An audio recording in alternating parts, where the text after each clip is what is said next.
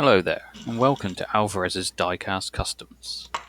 Today we're going to be taking a look at this Hot Wheels Shelby Ford Mustang GT-500. As you can see, it's a nice moulding, just let down in my opinion with the cheesy design with the stripes and flames. It has a plastic base, so it should be simple to take apart. First we're going to start off with a 2mm drill bit, and then work our way up to a 5mm, taking the top of the post off.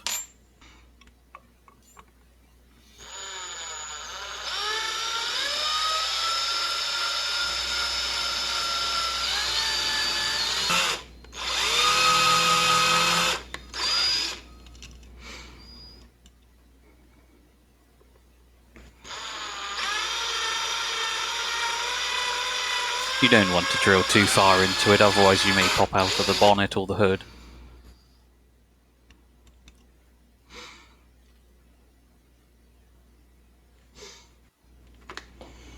Now we work up to the 5mm and just take the top off.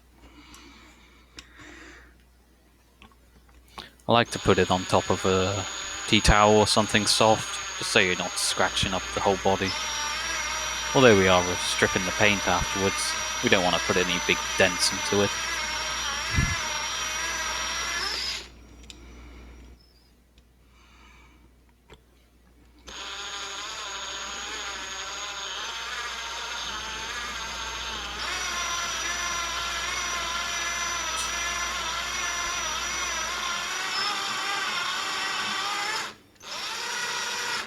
There we are, should be ready to come off.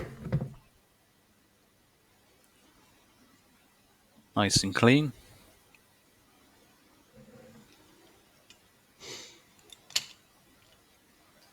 There it is, just pops straight off.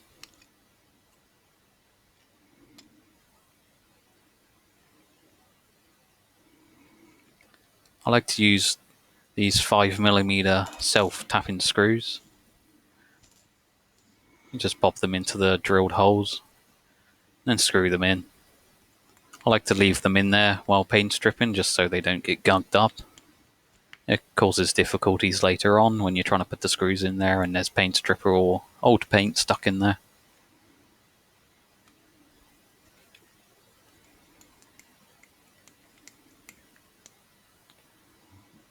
There you go, nice and easy. Now it's time for stripping. And there's my podder stripper. Looks a bit questionable, but it does the job. Go dunk it in. Give it a poke with the paintbrush. Don't really need to do that step, but whatever. Go put the lid on. Put it on tight and give it a bloody good shake.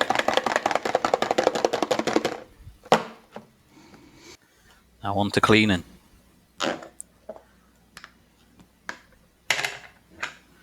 There you go, as you can see the paint's all bubbled up. We just lift it out with a bowl of hot water on standby, just to dunk it in there afterwards. Let's move you over to the hot water bowl, and there we go, dunk it in. And then we just scrub it with an old toothbrush.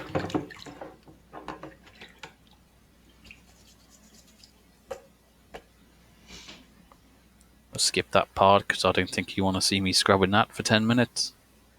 As you can see, it takes pretty much all of the paint off, just over the ones stuck in the door lines and the bonnet lines. But we can take those off with the rotary tool. I like to use a pair of gardening gloves while doing this. You don't want some of those needles from the rotary tool getting stuck in your thumbs and fingers. It can be a right pain in the ass. Just focusing on all the door lines and the bonnet lines, along with underneath where the wheel wells are. I spent a good 10 minutes doing the wire wheel on that. As you can see, it's polished it up quite nicely. And I'm just taking another closer look at it here. Just making sure I've got all the gaps and crevices done. And now we go on to filing. I like to use some nice fine diamond files for this. I always like to do this step, as it always cleans up the mouldings. They tend to have quite rough edges on some of the areas. And this one's quite notable, especially on the bonnet there, just on the edge. It's very rough. It's almost like it's been hit into a brick wall. I just like to take the whole edge off of that. Pressing quite firmly on there.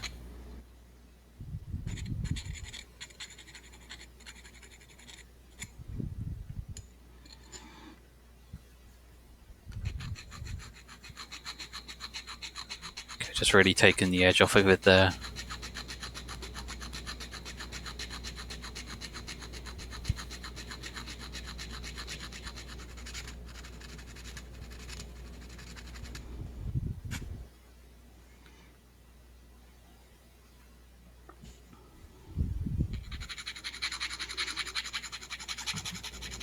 There it is, just smoothing off the edges again.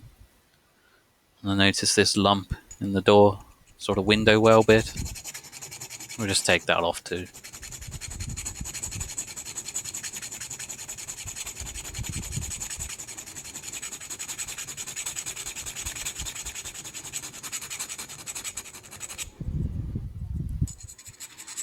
Need to get at it from quite a few angles just to make it smooth.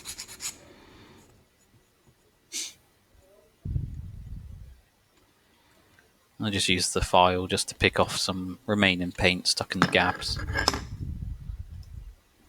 Try not to drop it like that. Just gouging out the door lines with some of the paint. I noticed the spoiler on the back was quite rough too, so we'll just take it to that too. I mean, you could honestly just spend ages doing this. I think I spent about 20 minutes in total, just going around this whole body. Just filing down all the edges, the bottoms, within the wheel wells, around the windows, and then the doors. It always gives a really good finish to the model. Now on to wet sanding. I like to do this step just to key the body, just ready for paint. We just dunk it in.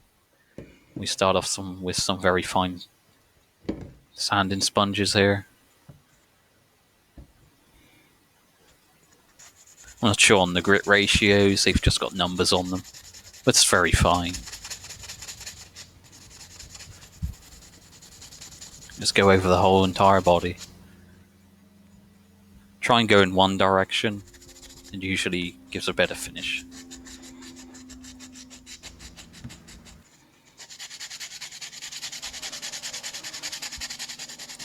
Again, I took a lot longer to do this than I did on the camera.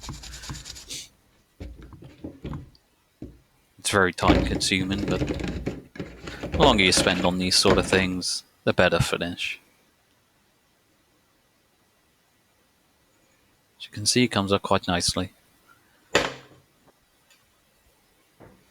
I just like to degrease it with some flash degreaser.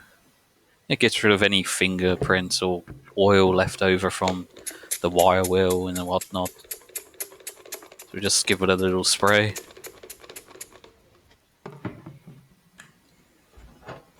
Grab that old toothbrush again and give it a good scrub.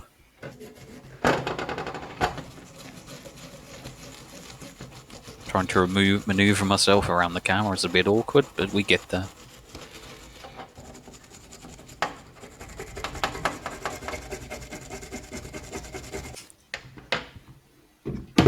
Okay, just rinse it under the tap.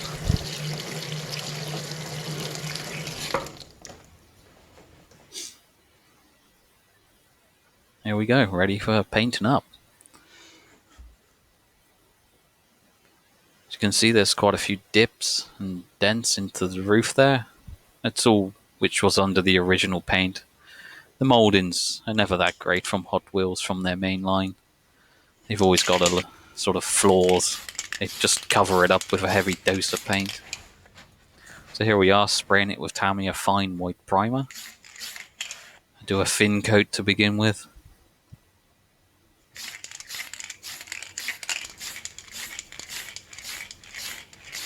I found Tamiya Fine White Primer to be the best one so far. It doesn't swamp the details of the bodies. There we go, just giving it a really good wet coat now. There you go. Very good coverage. We'll just let that dry. You can see a couple of dust bunnies on there. But we take those off afterwards once it's dry. We're going to be painting it Tamiya Bright Red. This acrylic spray. Give it a light coat, well, as light as you can get with a spray grattle can. Tends to go on quite heavy, just blast it out of the can. You just get enough on there just to give it a coat. Let that dry. And we're back in for the second. We go on really heavily. Not too heavy to get runs, but just enough to make it look wet. There we go. Nice and glossy. We just sit that down and let that dry. Takes a good few hours before it's sort of ready to be picked up and touched. Now here I'm spraying the base and the interior with Humbrol Matte Black. I like to keep the wheels on because I find the wheels as they are, they're too shiny, too plasticky. So a good coat of matte black paint really brings them up prior to painting all the details on them. Just like to take my time with this, just making sure I get all the angles, especially within the wheels. I love this paint, it goes on so well. There we go. Just go sit that down and let that dry off.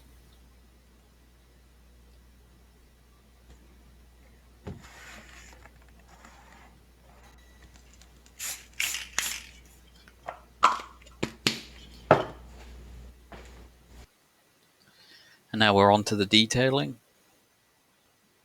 There we go, there's the dry base. As you can see, it looks quite nice with that matte paint on there with the tires. It just gives it a good base just to paint onto with the brush paints.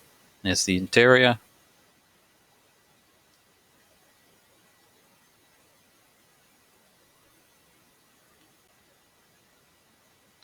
Just using a Molotow chrome pen.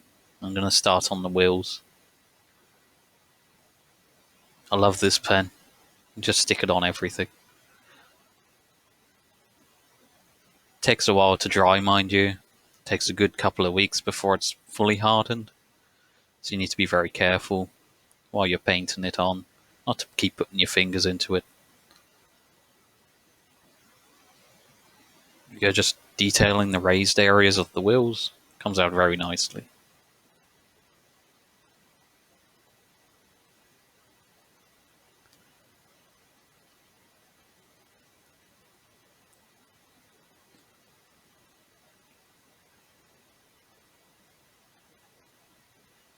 And I just work my way around, doing each wheel.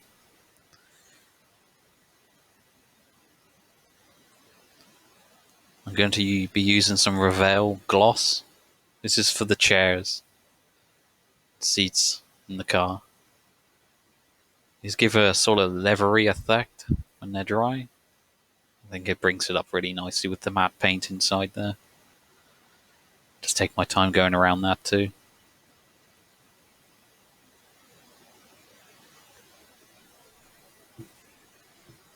There we go, just working on the base of the back ones. I got some silver paint too, the Reveal one.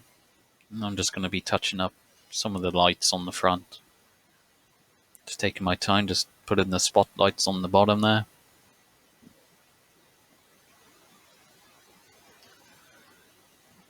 There you go, comes out quite nicely.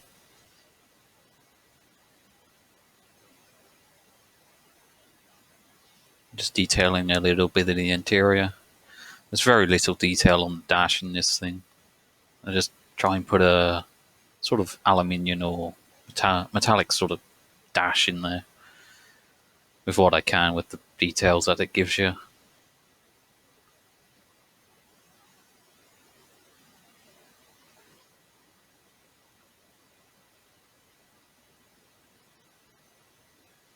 Just painting into the gear shift lever.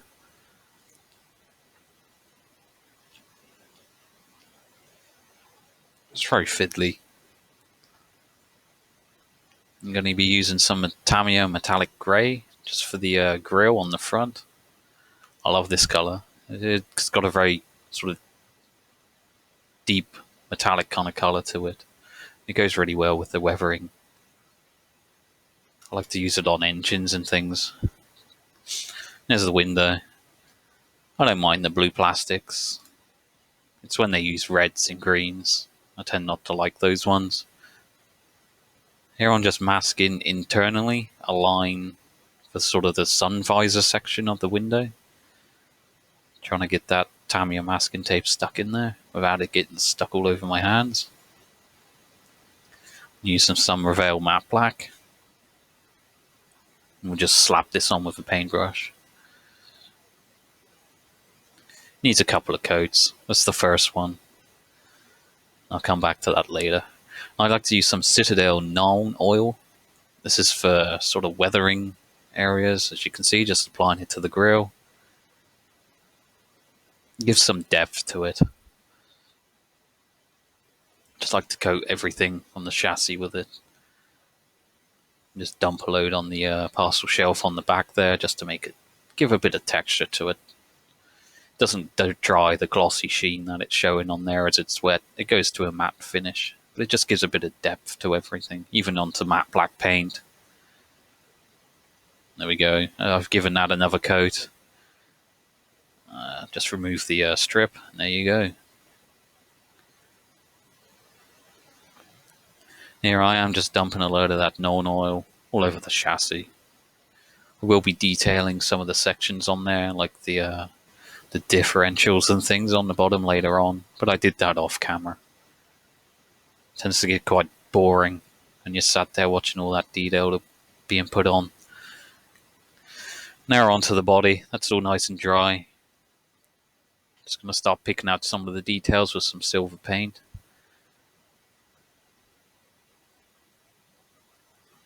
Again, using a really fine brush. These are Tamiya brushes. I bought quite a few years ago, but they've always done well. You're just painting into the back there, painting the head, the sort of the rear tail lights, and painting the headlights now. Again, this is a thing you can just spend a long time on. The longer you spend on it, the more you start picking out on there, the better the finished article will be. Just painting in the exhaust there. I'm using some clear Tamiya red just to paint the tail lights on there. I paint this over a silver so it has some depth to it. I find sort of painting straight onto there with just flat red colours tends to look a bit false. I like those Tamiya clears, they always come out really nicely. Here I am putting some Nuln oil into the headlights of the front there. This gives some more depth. Again, doing the same on the rear, putting some Nuln oil into the crevices on the back. I also applied some into the tips of the exhaust there. And after that, let it all dry, we will put it together. This is after a clear coat I did. I also did some extra details with the chrome pen. But I'll let you see all that, the reveal at the end. As you can see, I also did some extra details on the wheels. I painted the internal parts with silver. And slapped a bit of Nuln oil on those. And there's the chassis, as you can see, did some more details onto that. Now we're just putting it all back together with the screws. We'll put it together and I'll put a little black paint on those screws as well, just to hide the red paint that got onto them. There we go, all done. So let's take a look back at what we started with. As you can see, it was a nice little car to begin with. Quite cheesy with the flames and the blue paint. And I didn't particularly like the wheels designs that they did with the yellow and the white. If I could, I would have stripped all the tampos off and left it as blue. But let's move on to my one. I thought the red came out very nicely for a Tamiya paint. As you can see, I did some extra details with the chrome pen around the windows and on the doors. I also picked out the windscreen wipers, and there's the chassis. I hope you agree, it came out really nice. So thank you for watching. This has been Alvarez's Diecast Customs, and I'll see you in the next one.